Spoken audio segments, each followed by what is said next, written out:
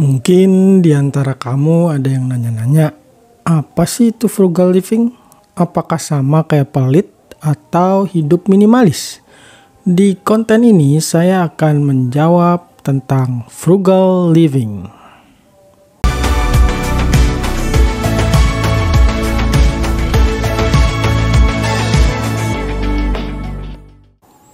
Halo, Haryo di sini. Ketemu lagi sama saya. Seperti biasa, saya akan bahas tentang investasi, pengelolaan keuangan, dan juga digital marketing. Tujuannya untuk bisa bebas finansial. Kali ini saya akan bahas tentang frugal living. Kalau kamu tahu Mark Zuckerberg, Ed Sheeran, Lady Gaga, Keanu Reeves, atau Amanda Manopo dan Cinta Laura, ada kesamaan di antara mereka. Selain mereka tokoh yang terkenal, mereka juga penganut frugal living. Sebenarnya apaan sih itu frugal living? Ya, menurut website Kementerian Keuangan yang saya ambil dari artikelnya yang berjudul Frugal Living, Gaya Hidup yang Patut Ditiru oleh ASN. Frugal living diartikan sebagai konsep di mana seseorang mengalokasikan dana yang dimiliki dengan kesadaran penuh atau mindful, dengan pertimbangan dan analisa yang baik, disertai dengan strategi pencapaian tujuan keuangan masa depan yang jelas. Penekanan frugal living ada pada mengutamakan kebutuhan dibandingkan keinginan, dan juga semua keputusan pengeluaran telah melalui pertimbangan terlebih dahulu. Sehingga frugal living itu nggak sama dengan pelit, dan frugal living juga berbeda dengan gaya hidup minimalis. Gaya hidup pelit secara sederhana artinya adalah beli barang semurah mungkin tanpa memperhatikan kualitas. Sedangkan frugal living ketika beli barang ya tetap memperhatikan kualitasnya. Misalnya kalau beli sepatu, orang yang pelit pilih sepatu yang harganya paling murah. Sedangkan orang yang menerapkan frugal living akan memilih sepatu berdasarkan harga, kualitas, serta kebutuhan atau spesifikasi sepatu tersebut.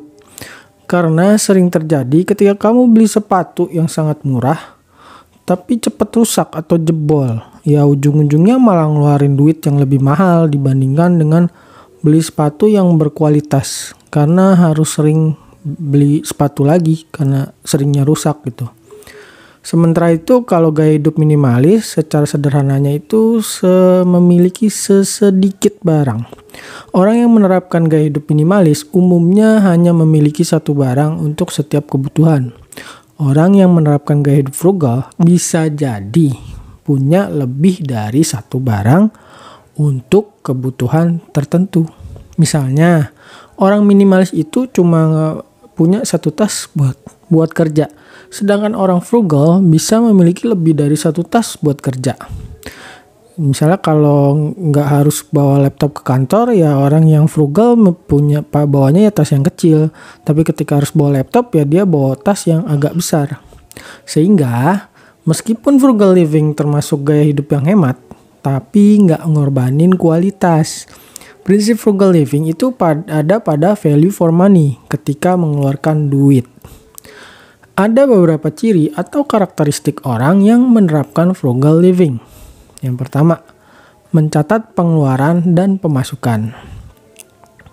Seseorang yang menerapkan frugal living biasanya akan memiliki catatan pengeluaran dan pemasukan. Seperti pengertiannya, maka kalau kamu ingin menerapkan gaya hidup frugal living, kamu harus mencatat tuh pengeluaran kamu agar kamu bisa analisa dan mempertimbangkan pengeluaran kamu yang memang sesuai dengan prioritas kamu. Sehingga kedepannya kamu pun bisa lebih menyadari pengeluaran apa sih yang bisa kamu hemat. Yang kedua, mampu membedakan kebutuhan dan keinginan. Banyak banget orang yang gak mampu membedakan mana kebutuhan, mana keinginan. Atau kalaupun mampu membedakan, tapi gak mampu nahan godaan keinginan. Padahal kebutuhan itu kan ada batasnya, tapi keinginan gak ada batasnya. Nah, frugal living menekankan untuk mengutamakan kebutuhan di atas keinginan. Tapi bukan berarti nggak pernah ngeluarin uang untuk memenuhi keinginan. Tetap aja, frugal living juga kadang ada alokasi pengeluaran buat keinginan. Yang penting itu nggak ngorbanin kebutuhan dan tetap sesuai dengan prioritas. Ciri yang ketiga adalah nggak tergoda dengan tren dan FOMO. Karena frugal living itu perlu mempertimbangkan pengeluaran, maka orang yang menerapkan gaya hidup frugal living itu nggak akan mudah tergoda dengan tren dan FOMO atau fear of missing out. Seluruh keputusan pengeluaran dilakukan secara mindful. Misalnya, pas ada ponsel pintar keluaran terbaru, mereka nggak akan mudah tuh tergoda buat beli ponsel itu selama ponsel yang mereka punya tuh masih bisa digunakan. Yang keempat, cirinya adalah memiliki prioritas pengeluaran.